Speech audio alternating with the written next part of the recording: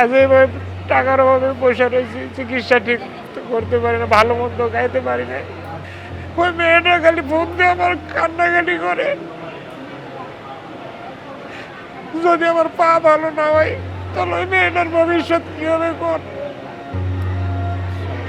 ওই উপরওয়ালার কাছে করে আমার পাটা যেন ভালো হয়ে যায়। পঙ্গু হাসপাতালের বিছানায় শুয়ে কাতরাচ্ছেন আর চোখের জল ফেলছেন ২৬ বছর বয়সী আরিফ হোসেন। বলেন, আমরা দিন এনে দিন খাওয়া লোক, এখন আয়ের পথ বন্ধ, কিভাবে চলবে সামনের দিন তা জানা নেই তার। চারদিকে অন্ধকার দেখছে সে, তাকে দেখার কেউ নেই, তাই শুক্রবার থেকে পড়ে আছেন বিছানায়। এই যে আমার কেউ নাই এখানে, আজ একটা সপ্তাহ হয়ে গেল, গত শুক্রবার থেকে এখানে আমি দেখার মতো আমার কেউ নাই। কেউ নাই মানে আপনার আত্মীয় স্বজন কেউ নাই? আছে, গ্রামের থেকে আসতে পারেনি, টাকা পয়সা নিয়ে। এই যে আমার আপা একটা পরিচিত, এ আমার দেখাশোনা করতেছে। ও রক্তের আত্মীয় না? না, রক্তের কেউ আসতে পারে নাই।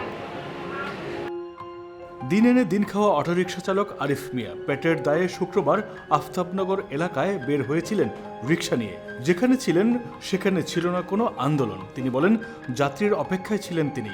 আচমকা পুলিশের বুলেট দানবের মতো লাগে তার পায়ে, পা নাড়াতে পারছিলেন না তিনি। পায়ের এক পাশে ঢুকে অন্য পাশ দিয়ে বের হয়ে যায় ঘাতক বুলেট, ভেঙে যায় তার পা। মেন রোড থেকে গোলাগুলি হইতেছে, লোকজন নাই, আন্দোলন ছাত্র হালকা পাতলা কিছু কিছু লোকজন। পরে আমি গলির সামনে দাঁড়া রয়েছি, সিটের বয়ে থাকে, যাত্রী পারলে ভিতরে খালি মারবো, মেন রোডে তো আসা যায় না। 10-15 মিনিট বসে থাকার পরে পাটা এমনি বসা রয়েছি সিটের উপরে, ধাম করে আসে আমার পায়ে গুলি লাগছে, আমি পড়ে গেছি। পরে আমার জনগণ আমাকে নিয়ে যায় একটা মেডিকেলে, কোনো কিছু না, কিন্তু ডাইরেক্ট ফাঁকা গুলি করছে অনেক। যাত্রাবাড়ি মাছের বাজারে মাছ কাটার কাজ করতেন 17 বছর বয়সী মিনহাজ। শুক্রবার মাছ কাটা শেষে বাসায় ফেরার পথে ছাত্র বিক্ষোভের মাঝখানে পড়ে যান। মিনহাজ জানান, এক পাশ থেকে ইট পাটকেল, অন্য পাশ থেকে গুলি আসছিল। দৌড়ে রাস্তা পার হতে গিয়ে হঠাৎ পায়ে লাগে গুলি। প্রথমে ভেবেছিলেন ইটের আঘাত, কিন্তু না, যখন দেখলেন পা তুলে দাঁড়াতে পারছিলেন না, তখন দেখেন রক্ত ঝরছে পা থেকে। তারপর আর কিছুই মনে নেই তার। মিরাজ তুমি বাসায় গিয়ে হোগা, আমার কাজ শেষ, গোলাগুলি হইতেছে, তাই কম গায়ে ইচ্ছা আমার কাজ শেষ করে আমি বাসায় গিয়ে দরকার তালা মেরে যাও, আমি তালা মেরে ছিল, সবাই দূর দিছে, আমি উষ্টাকে বেরিয়ে গেছি, আমার গুলি করছে পুলিশে, যারাই পাইছে তারাই গুলি করছে। যখন নিজেকে আবিষ্কার করলেন তখন দেখেন হাসপাতালে শুয়ে আছেন তিনি।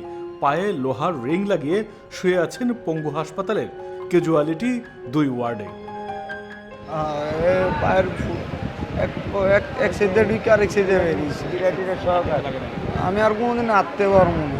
আমি কাজ করলে আমার বাপ মারে চালাইতে পারতাম, আমি ল্যাংরা, আমি চালামো কেন? মিনহাজের বাবা আক্কাস মিয়া ভিক্ষা করেন। তিনি বলেন, এখন হাসপাতালে ভর্তি ছেলে, তার কাজও বন্ধ, আমার ভিক্ষা করাও বন্ধ, খাবারের টাকাও নেই। এইভাবে চলতে থাকলে 2 দিন পর না খেয়ে থাকতে হবে বাবা ছেলেকে। আমার এখন ভিক্ষা ছাড়া কোনো পথ নাই, ভিক্ষা করেও আমি এখন ভাত পাইতেছি না।